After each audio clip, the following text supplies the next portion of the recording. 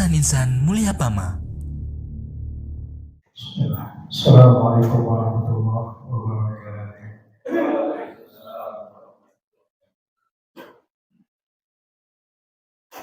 Alhamdulillah, nahmaduhu wa nasta'inuhu wa nastaghfiruh wa na'udzu billahi min shururi anfusina wa min sayyiati a'malina. Man yahdihillahu fala mudilla lahu wa man yudlilhu fala hadiya lahu. Asyhadu an la ilaha illallah wahdahu la syarika lahu wa asyhadu anna Muhammadan 'abduhu wa rasuluhu. Amma ba'd. Rabbi shrah li sadri wa yassir li amri wahlul 'uqdatam min lisani yafqahu qawli. Alhamdulillah, syukur kepada Allah Subhanahu wa taala. Pada malam hari ini Allah Taala bisa memberikan banyak kenikmatan kepada kita sehingga kita masih dapat hadir untuk thalabul ilmi, untuk menuntut ilmu. Maka kami ucapkan jazakumullahu khairan katsiran. Terima kasih banyak sudah hadir. Mudah-mudahan kehadiran kita di sini menjadi wasilah dimudahkan masuk ke dalam surga Allah Subhanahu wa taala. Rasulullah beliau bersabda, "Man salaka tariqan yaltamisu fihi 'ilman, sahalallahu lahu bihi tariqan ilal jannah." Barang siapa yang dia menempuh suatu jalan dalam rangka untuk menuntut ilmu agama, niscaya Allah akan memudahkan jalannya menuju ke dalam surganya Allah Subhanahu wa taala. Sehingga jalan menuju surga itu banyak sekali. Bisa melalui sedekah, bisa melalui sholat, bisa melalui thalabul ilmi. Kemudian sholat serta salam tercurahkan kepada Nabi akhir zaman, Nabi Muhammad sallallahu alaihi wasallam, karena asbab dari risalah yang beliau sampaikan, karena asbab dari dakwah yang beliau sampaikan, sehingga kita hari ini masih dapat menikmati halawatul iman, manisnya iman dalam diri kita, dan kita dapat hidup melalui syariat Islam. Kemudian ikhwan fillah jamaah salat Isya rahimani wa rahimakumullah. Insyaallah kita bahas berkenaan tentang umat Rasulullah sallallahu alaihi wasallam yang masuk surga tanpa dihisab. Tanpa dihisab. Hisab itu apa? Apa hisab? Perhitungan amal. Karena nanti di akhirat amal-amal semua manusia, bukan hanya umat Rasul, semua manusia akan dihisab oleh Allah Subhanahu wa taala. Tetapi nanti ada pengkhususan. Ada sebagian dari umat Rasulullah yang dia langsung masuk surga tanpa dihitung amalnya. Pengen tidak? Pengen boleh. Nah jemaah hadirin rahimani wa rahimakumullah. Manusia ketika dia berada di akhirat itu ada 3 kelompok. Kelompok yang pertama, dia bisa masuk surga tanpa melalui hisab. Dan ini pengkhususan kepada para nabi, kepada para anbiya, kepada para rasul, kepada para syuhada, kemudian orang-orang yang tawakalnya tingkat tinggi kepada Allah Subhanahu wa taala. Ini khusus. Kemudian kelompok yang kedua yaitu mereka yang dihisab oleh Allah Subhanahu wa taala di yaumul hisab. Mungkin ketika di dunia pernah berbuat kesalahan, pernah berbuat dosa, kemudian dosa tersebut belum terhapuskan sehingga ketika nanti di akhirat akan dihisab oleh Allah Subhanahu wa taala. Tapi jemaah rahimani wa rahimakumullah, ada sebuah hadis yang dia dosanya sangat luar biasa banyak, tapi dikarenakan dia tauhidnya luar biasa sehingga dosa-dosa tersebut terhapuskan. Ada yang pernah dengar hadis butaqah? Pernah? hadis kartu. Ya, jadi dalam hadis Bukhari itu disebutkan ada si fulan yang dia dihadapkan di hadapan Allah Subhanahu wa taala, kemudian ditampakkan seluruh dosa-dosanya di hadapan Allah sampai dia memiliki 99 catatan dosa, yang setiap satu catatan dosa ketika dilihat banyaknya sebanyak mata memandang, saking banyaknya dosanya dia. Dan ini ada 99 catatan. Maka kemudian ditanya, wahai fulan, apakah engkau mengakui bahwa semuanya adalah dosa yang pernah kau lakukan? Betul ya Allah, itu dosa. Wahai fulan, apakah ada yang salah? Apakah kami menzalimi dirimu? La, ya Allah, tidaklah. Benar, itu memang amal-amal saya lakukan ketika di dunia. Maka kemudian didatangkan di tokoh satu kartu, yang di dalam kartu tersebut ada tulisan la ilaha illallah. Maka setelah itu dosa yang banyak tadi ditimbang, diletakkan bersama dengan kartu la ilaha illallah. Ternyata kartu la ilaha illallah ini lebih berat dibanding dosa-dosa yang banyak. Ini tauhid, karena tidak pernah berbuat kesyirikan, sehingga ini juga orang-orang yang spesial. Kemudian dalam riwayat yang lain, Nabi Musa alaihissalam beliau pernah meminta kepada Allah agar diberikan zikir supaya bisa mengingat Allah dengan zikir tersebut. Maka kata Allah, ucapkanlah la ilaha illallah. Maka Nabi Musa bertanya, ya Allah, apakah seluruh hamba-Mu mengucapkan ini? Kata Allah, betul. Kalau seandainya la ilaha illallah itu ditimbang dengan seluruh yang ada di muka bumi, 7 lapis bumi, 7 lapis langit, ditimbang, diletakkan di timbangan yang sama dengan la ilaha illallah, niscaya la ilaha illallah itu lebih berat dibanding 7 lapis bumi dan 7 lapis langit. Apa bab kuncinya? Jauhi kesyirikan. Jauhi kesyirikan. Kemudian ada kelompok yang dia nggak perlu dihisab lagi, nggak perlu dihitung, langsung masuk neraka, bukan masuk surga. Nggak perlu dihisab, langsung masuk neraka. Siapa kira-kira? Jawab. Orang-orang kafir. Dan kenapa nggak dihisab? Yang apa yang dihisab? Orang dia nggak percaya sama siapa? Sama Allah. Nggak percaya dia sama Allah. Bahkan ketika di dunia dia melakukan sedekah ini, sedekah itu, banyak kebaikan, membantu sesama manusia. Meskipun dia banyak kebaikan, kata Allah, kebaikan-kebaikan itu nanti di akhirat bagaikan debu yang terbang, tidak memiliki nilai sedikit pun di sisi Allah SWT. Tidak akan membantu sedikit. Sehingga kebaikan-kebaikan tadi tidak perlu dihisab, karena dia tidak percaya sama akhirat, dia tidak percaya sama Allah, dia tidak percaya dengan Nabi Muhammad SAW. Ibarat mas-mas semua ikut ujian atau ikut belajar, ikut ujian, tapi mas-mas nggak pernah daftar di sekolah itu. Kira-kira ketika pembagian rapat, dapat rapat nggak? Enggak dapat. Kenapa? Nggak pernah daftar. Begitu juga dengan orang-orang kafir. Meskipun dia melakukan amal kebaikan yang banyak, bahkan lebih banyak dari orang muslim sendiri, bantu sana, bantu sini, sedekah sana, sedekah sini, dan belum pernah wajib, kira-kira dapat pahala enggak dapat. Maka apa?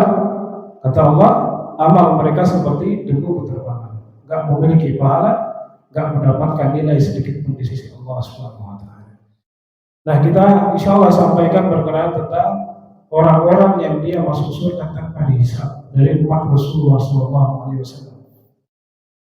Ada dalam hadis riwayat Bukhari nomor 5752 dan riwayat Muslim nomor 220. Hadis dari Jabir dari Sa'ad bin Jubair, beliau pernah bertanya kepada Husain bin Abdul Rahman.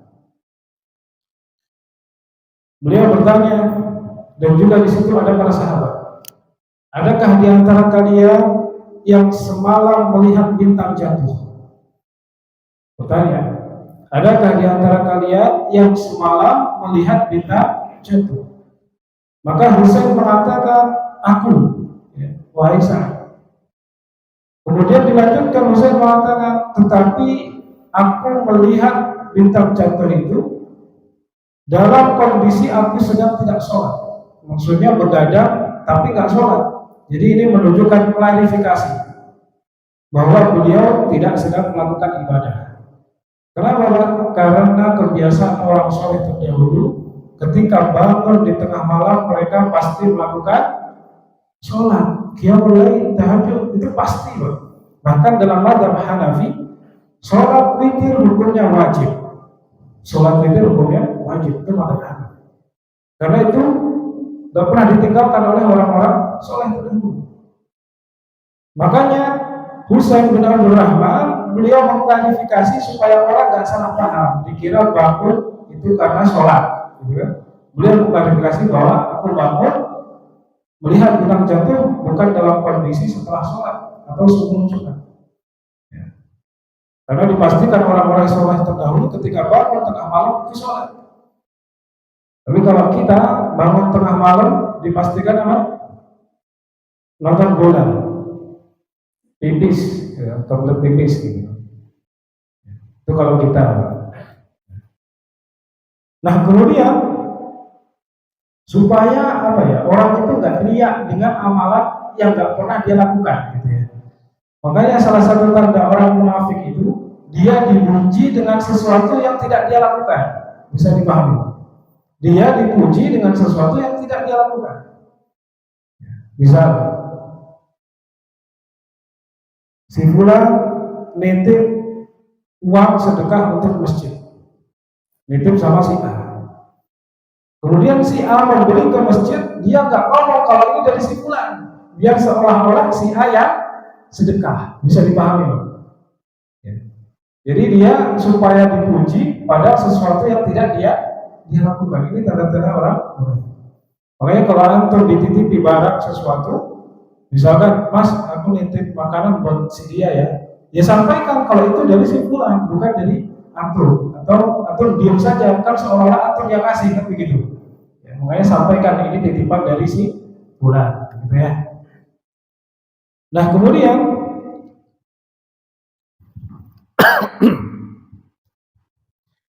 Husain bin Abdul Rahman beliau mengatakan, aku terbangun di malam hari bukan karena sholat, tapi dikarenakan disengat oleh kalajengking. Ya, disengat oleh kalajengking. Kemudian Jabir bertanya, lantas apa yang kamu lakukan? Kemudian Husain bin Abdul Rahman, aku meminta untuk diruqyah. Kemudian Said bertanya lagi, apa alasan kamu minta untuk diruqyah? Nah ini perhatikan. Maka kemudian Husain menjawab dengan sabda Nabi, la ruqyata illa min ainin aw hummah. Ya. Husain mengatakan bahwa Nabi Muhammad SAW bersabda, tidak ada ruqyah yang paling manjur kecuali ruqyah kepada binatang, kecuali ruqyah kepada seseorang yang disengat binatang yang berbisa, atau kepada penyakit ain, Jadi artinya makna dari hadis ini adalah ruqyah yang paling manjur adalah ruqyah kepada orang yang terkena sengatan binatang dan ruqyah kepada orang yang terkena ain. Ini sabda Nabi. Makanya Husain meminta untuk diruqyah karena tahu hadis ini. Jadi sedikit ya Pak ya, bahwa ain itu ada, makanya hati-hati. Kalau misalkan Anda punya rezeki, punya sesuatu dari entah itu rumah, entah itu mobil, entah kendaraan, sebisa mungkin jangan diperlihatkan orang-orang yang menurut kita itu nggak baik. Baru beli rumah bagus, langsung di-upload di status. Itu yang melihat itu banyak, Pak. Bisa jadi dia melihat dia belum punya rumah, kemudian hasad, iri, dengki. Punya anak, Masya Allah cantik, ganteng, luar biasa. Kemudian dia taruh di status. Bisa jadi yang lihat status akun itu bertahun-tahun belum dikaruniai anak, kemudian timbul rasa hasad. Bisa aja. Tapi kalau dia nggak paham tentang ilmu agama, kalau dia paham tentang ilmu agama, dia nggak bakal hasad. Dia malah mengucapkan apa? Masya Allah, barakallahu fiik. Mendoakan supaya aib itu tidak terkena kepada si anak ini. Dan aib gak cuma terkena kepada badan, tapi juga terhadap benda-benda, entah itu motor, mobil, rumah dan sebagainya. Banyak kisah-kisah yang datang sama kami itu habis beli motor ninja, gitu kan? Bangga banget dapat motor itu, dimodif dan sebagainya. Kemudian keluar, dia lewat kepada tetangganya ngeliatin aja. Habis itu motor itu nabrak, baru sehari. Jadi aib itu bisa terkena kepada benda juga. Apakah hanya tatapan hasad? Enggak. Tatapan takjub, kagum, kalau nggak disandarkan kepada Allah, bisa terkena aib. Pernah seorang sahabat yang bernama Sahal. Beliau sedang membuka jubahnya, membuka gamisnya. Ada sahabat di belakang yang melihat badannya. Kemudian sahabat ini mengatakan, luar biasa badannya, sangat putih, sangat lembut, sangat halus, bahkan lebih halus, lebih lembut daripada kulitnya seorang wanita. Langsung pingsan Pak dipuji sahabat. Kemudian sakit habis dipuji. Setelah itu datang kepada Rasulullah SAW. Kemudian diceritakan kisah tersebut. Kata Rasulullah SAW, tidaklah ada sesuatu yang mempercepat takdir kecuali adalah penyakit aib. Maka kata Rasulullah SAW, ketika engkau melihat sesuatu yang indah pada saudaramu, doakanlah, Masya Allah, barakallahu fiik. Itu semua atas kehendak Allah, dan semoga Allah memberikan keberkahan kepada-Mu. Atau bisa juga, Masya Allah, la haula wa la quwwata illa billah. Dalam surat Al-Kahfi, idza khalta jannataka qulta Masya Allah, la quwwata illa billah. Jika kalian itu memasuki kebun kalian yang indah, yang rindang, meracunkan, ucapkanlah Masya Allah, la quwwata illa billah. Jadi bukan hanya hasad, tetapi juga bangga. Bahkan kepada anaknya sendiri. Ada sebuah kisah dari seorang syekh. Beliau menceritakan bahwa ada seorang ibu yang sedang menikahkan anak perempuannya. Kemudian anak perempuannya dirias seperti biasa, jadi sangat cantik. Kemudian ibunya masuk ke kamar rias. Ibunya takjub melihat kecantikan anaknya. Luar biasa, cantik sekali loh ya. Anaknya langsung buta seketika, langsung buta. Kemudian apa? Dipanggil ustadz sana sini, dipanggil kiai, kemudian nggak apa-apa. Maka akhirnya diceritakan bahwa si ibu ini sedang memuji anak ini. Kemudian apa?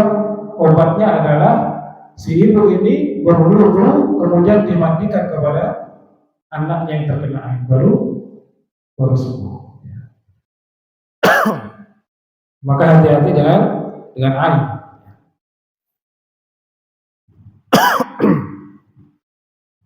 Nah kemudian kata Rasulullah SAW, ruqyah yang paling manjur adalah terkena sengatan binatang yang berbisa. Sengatan binatang yang berbisa. Di zaman sahabat itu pernah ada sahabat yang dia meruqyah kepala suku. Dia terkena sengatan binatang, kemudian demam. Kemudian diruqyah dengan surah Al-Fatihah, sembuh kan? Kemudian dikasih kambing, tapi menolak. Sahabat menolak dikasih kambing. Kemudian datang kepada Rasulullah, ya Rasulullah, kami ketika safar melakukan ruqyah kemudian subuh kemudian diberikan terang kambing, kira-kira gimana? Kata Rasul, ambil. Maka kambing itu diambil kemudian ya disembelih dan dagingnya dimakan bersama Rasulullah SAW. Nah kemudian tadi siapa? Percakapannya dengan siapa? Husain dengan Sa'id, ya, dengan Sa'id bin Jubair. Maka kemudian Sa'id pun mengatakan, sungguh sangat baik orang yang melaksanakan dalil yang telah dia dengar. Karena tadi dia mengeluarkan dalil dari hadis, ya, bahwa boleh meruqyah atau boleh diruqyah dengan karena sakit ain atau sakit terkena binatang yang berbisa. Maka kemudian dipuji, ya, sungguh baik orang yang melaksanakan dalil dari Rasulullah SAW.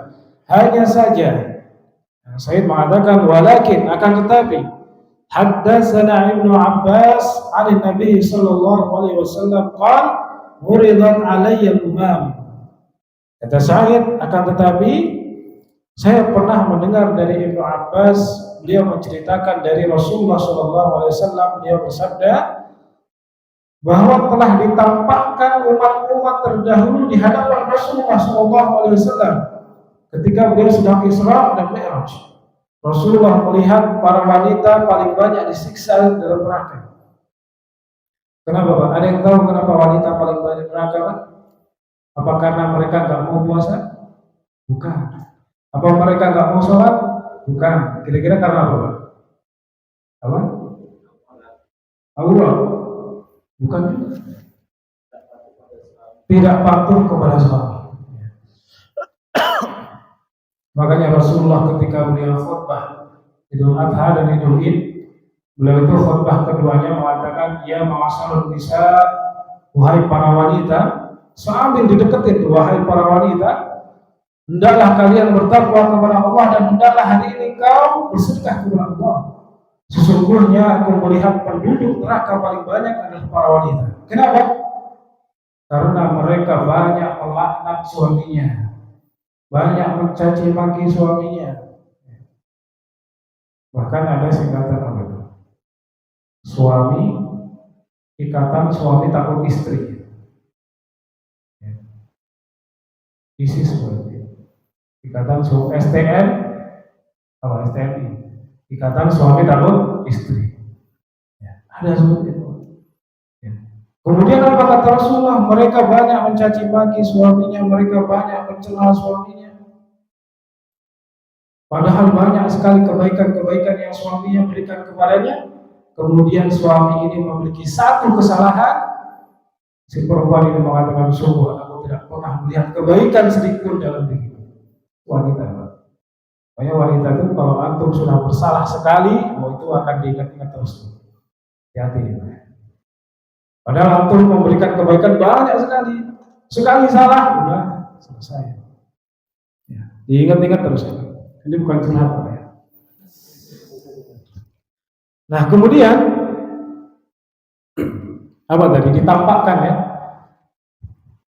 Ditampakkan umat-umat terdahulu oleh Rasulullah SAW bersama di hadapannya itu ada para nabi dan rasul.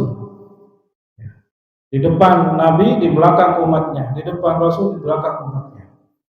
Kemudian Rasulullah SAW beliau melihat ada seorang nabi yang dia hanya memiliki pengikut 3 orang saja. Rasul juga melihat ada seorang nabi yang dia memiliki pengikut hanya 7 orang saja.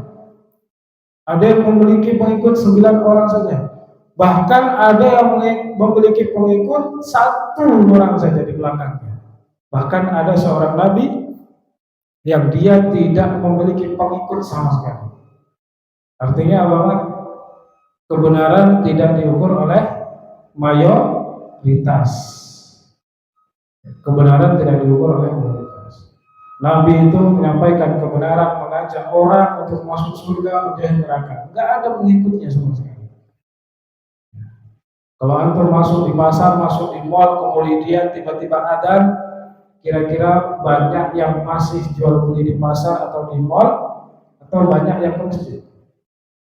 Banyak yang Basarun maksudnya. Maka kemudian ditambahkan lagi seorang nabi yang umatnya sangat luar biasa banyak. Rasulullah mengira itu umat Rasulullah. Kemudian malaikat Jibril mengatakan, ya Muhammad itu adalah umatnya Nabi Musa alaihissalam. Umatnya Nabi Musa banyak. Kemudian barulah ditampakkan di hadapan yang lain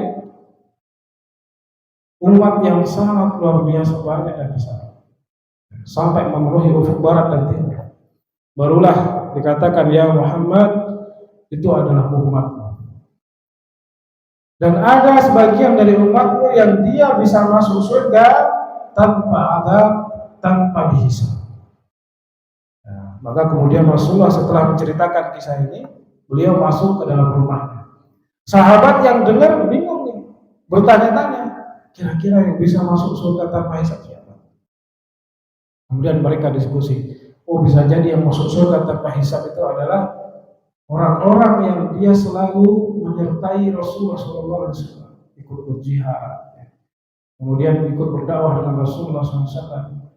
Kemudian ada sahabat lagi yang mengatakan bisa jadi orang-orang yang dia masuk surga tanpa hisab adalah orang-orang yang dia dilahirkan dalam kondisi Islam dan tidak pernah berbuat syirik sedikit pun. Maka Rasulullah melihat perbincangan para sahabat di luar, dia keluar. Apa yang sedang kalian bincangkan? Kemudian para sahabat mengatakan, kami penasaran. Kami memperbincangkan kira-kira siapa yang bisa masuk surga tanpa hisab itu. Kemudian Rasulullah baru bersabda, humul ladzi la yastaqun wa la yatatayyarun wa la yaqtawun wa ala rabbihim yatawakkalun. Mereka yang masuk surga tanpa hisab adalah orang-orang yang dia tidak pernah minta diruqyah. Kemudian mereka tidak pernah melakukan tiarah, tatayyur, wala yaqtawun, dan mereka tidak pernah melakukan pengobatan dengan cara kai, wa ala rabbihim yatawakkalun, dan mereka adalah orang-orang yang bertawakal kepada Allah Subhanahu wa taala. Tadi ada yang tertinggal sedikit hadisnya, ya. Kata Rasulullah, sab'una alfan yadkhuluna al-jannah bighairi hisab wal adab. Jadi ada sebagian dari kelompok umatnya Nabi Muhammad itu masuk surga sebanyak 70.000 tanpa diadab dan tanpa dihisab. Kemudian barulah dipaparkan oleh Rasulullah ciri-cirinya adalah apa tadi yang pertama? Tidak pernah minta diruqyah. Yang kedua apa? Tidak pernah melakukan tatayyur atau tiarah. Yang ketiga apa? Tidak pernah melakukan pengobatan kai. Dan yang keempat, mereka bertawakal kepada Allah Subhanahu wa taala. Jadi Pak, sebenarnya meminta diruqyah, para ulama memberikan penjelasan maksudnya adalah ruqyah syirkiyah, yaitu ruqyah syirik yang menggunakan jampe-jampe yang tidak disyariatkan. Sehingga ketika dia ruqyah dengan ruqyah ini, diruqyah dengan ruqyah kesyirikan, dia tidak bisa masuk surga tanpa hisab. Ada pendapat yang kedua, dia ruqyah syariah sekalipun dapat menghilangkan kesempatan masuk surga tanpa hisab. Kenapa? Karena orang-orang yang dia meminta diruqyah, maka hatinya condong kepada ruqyah. Hatinya condong kepada ruqyah. Padahal yang dianjurkan itu bukan minta diruqyah. Yang dianjurkan apa? Ya dia tawakal sama Allah, meruqyah diri sendiri dengan cara baca zikir pagi ketika pagi hari, zikir petang ketika petang, sholatnya dijaga, zikirnya dijaga, itu sudah menjadi benteng baginya. Padahal yang dianjurkan itu dia mendekat kepada Allah dengan amal ibadah. Kok dia malah minta diruqyah gitu ya? Berarti kalau dia minta diruqyah, dia nggak mau tawakal sama Allah, cari jalan pintas gitu loh. cari jalan pintas. Sehingga orang-orang yang minta diruqyah biasanya hatinya ketergantungan kepada ruqyah. Bahkan ada orang yang dia, aku kalau nggak diruqyah sama dia nggak sembuh. Nah, ini bahaya lagi. Bahaya. Menyadarkan kesembuhan kepada sang peruqyah. Nggak boleh maksudnya. Maka hukum minta diruqyah, para ulama mengatakan makruh, sehingga menyebabkan dia bisa kehilangan kesempatan masuk surga tanpa hisab. Berarti tawakalnya berkurang lah gitu maksudnya. Tawakalnya berkurang. Adapun meruqyah itu bagus. Meruqyah bagus karena dapat memberikan manfaat kepada orang lain. Sahabat Nabi pernah meruqyah tidak? Pernah. Tadi meruqyah siapa? Kepala suku yang demam dan sebagainya dapat bayaran kambing, itu sahabat Nabi pernah meruqyah.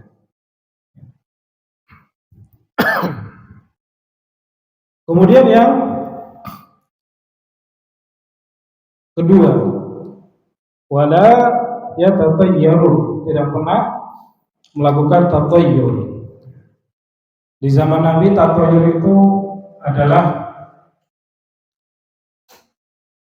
di zaman jahiliyah. Di zaman jahiliyah kebiasaan mereka ketika melakukan safar itu mereka menerbangkan seekor burung.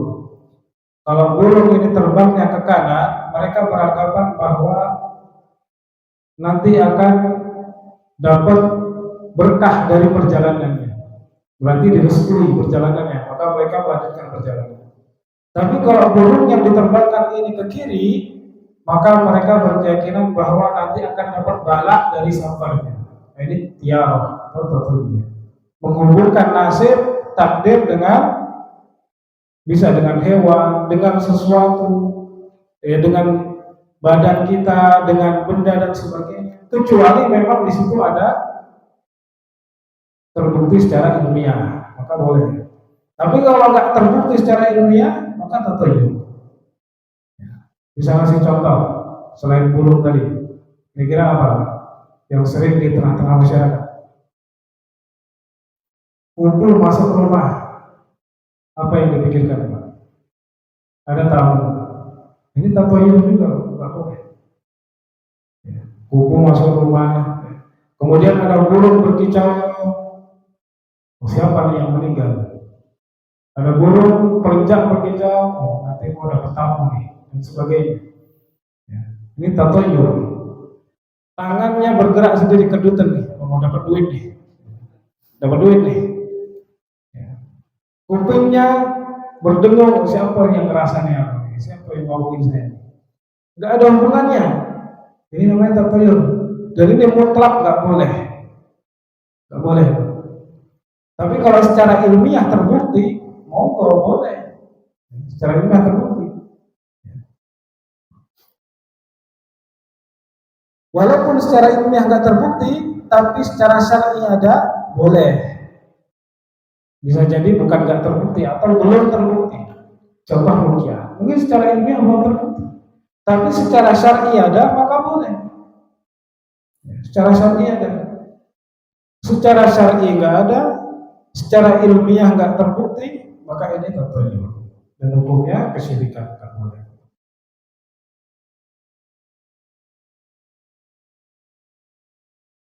Mas, sampean nanti kalau nikah rumahnya jangan adu pojok ya.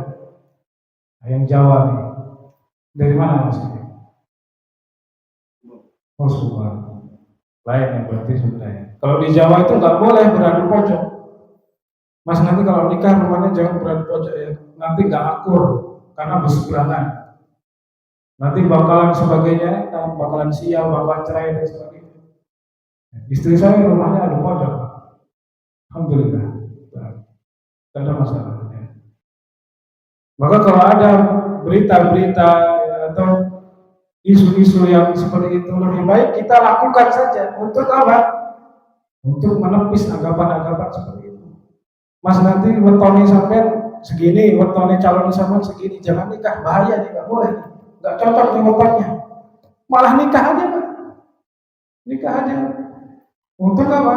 Untuk menepis anggapan-anggapan seperti itu.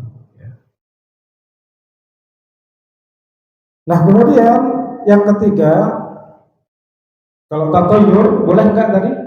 Nggak boleh, ya, nggak boleh tatayur. Kemudian yang ketiga, pengobatan kai. Kai itu adalah besi yang dipanaskan, kemudian diletakkan di luka.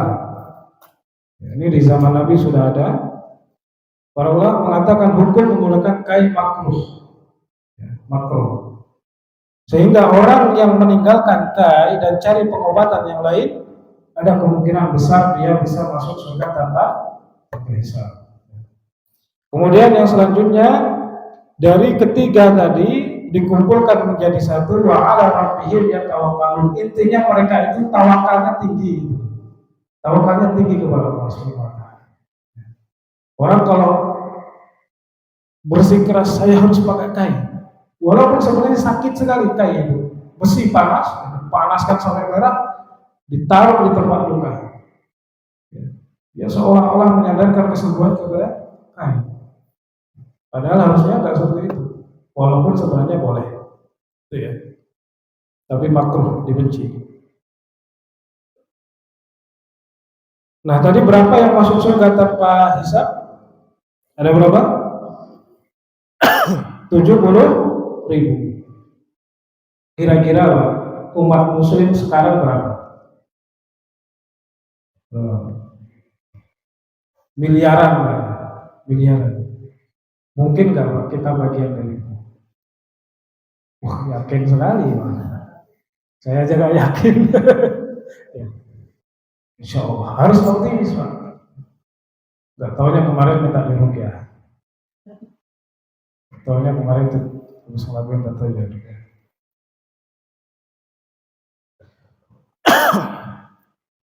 70.000 umat muslim yang hidup saat ini mungkin sekitar 1 miliar lah.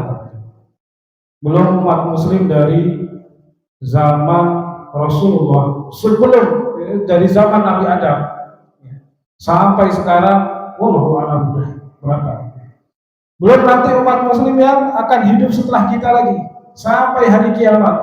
Itu 70.000 Pak. Optimis Pak. Jadi enggak sekarang, tadi optimis. Ya. Ya. Kalau 70.000 sedikit dibanding dengan seluruh umat muslim. Makanya Rasulullah SAW dalam hadis riwayat Imam Ahmad, beliau meminta tambah kepada Allah Subhanahu wa taala. Karena kalau sahabat aja itu udah ratusan ribu, sahabat Nabi itu ratusan ribu. Dalam hadis disebutkan, fastazadtu rabbi fazadani ma'a kulli alfin sab'ina alfan. Kemudian Rasulullah meminta kepada Allah agar ditambah lagi kuotanya. Kemudian apa? Allah memberikan tambahan setiap 1.000 yang masuk surga tanpa hisab tadi, di belakangnya dia membawa 70.000 lagi. Setiap 1.000 dia membawa 70.000 lagi. Berarti berapa Pak? Setiap 1.000 membawa 70.000. Kira-kira berapa? Berarti 70.000 dikali 70 berapa? 4.900.000 yang masuk surga tanpa hisab. Ini nggak yakin juga ya. Makanya Rasulullah SAW juga memberikan alternatif lain. Kalau seandainya nggak bisa masuk surga tanpa hisab, minimal Allah ringankan hisabnya. Minimal Allah ringankan hisabnya. Makanya Rasulullah SAW ketika beliau sholat, beliau itu terus berdoa, Allahumma hasibni hisaban yasira. Ya. Ada dalam hadis riwayat Imam Ahmad. Rasulullah SAW ketika sholat, jadi tahiyat itu, beliau berdoa, Allahumma hasibni hisaban yasira. Ya Allah, hisablah aku dengan hisab yang ringan. Dan penjelasan para ulama, hisab yang ringan, hisab yang mudah itu apa? Dosa-dosanya itu ketika di akhirat, ketika dihisab itu dihapus, tidak dipampakkan lagi, diringankan oleh Allah Subhanahu wa taala. Ya. Itu doanya, Pak. Gimana tadi doanya? Coba. Allahumma hasibni hisaban yasira. Coba bareng-bareng ya, mudah-mudahan Allah meringankan hisab kita semuanya.